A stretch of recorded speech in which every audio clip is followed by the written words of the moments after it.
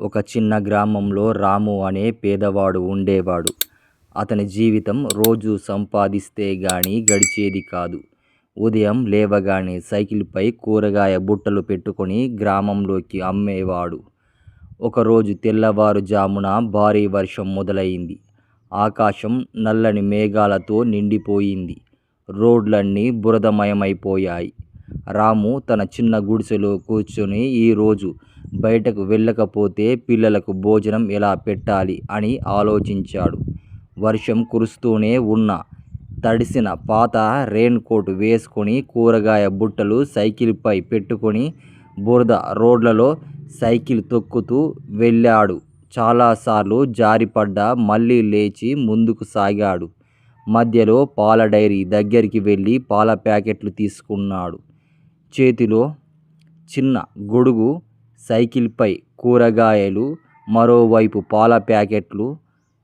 వర్షపు నీరు ముఖంపై పడుతున్నా అతడు ఆగలేదు. గ్రామంలోని కొందరు ఇళ్లకు పాలు అందించాడు. మరికొందరికి కూరగాయలు ఇచ్చాడు. కొందరు తలుపులు తెరిచి ఈ వర్షంలో కూడా వచ్చావా అని ఆశ్చర్యపోయారు. రాము నవ్వుతూ వర్షం ఆగచ్చు కానీ ఆకలి ఆగదు కదా అన్నాడు. సాయంత్రానికి పూర్తిగా తడిసిపోయి ఇంటికి చేరుకున్నాడు.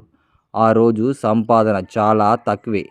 కానీ తన పిల్లలు కడుపు నిండా భోజనం చేస్తూ ఉంటే నవ్వుతుంటే అతని మనసు నిండిపోయింది. ఆ రాత్రి అతను తన కుమారుడితో ఇలా చెప్పాడు. బిడ్డ, పేదరికం మనల్ని పరీక్షిస్తుంది. కానీ కష్టపడే మనసు ఉంటే ఏ వర్షం మనల్ని ఆపలేదు.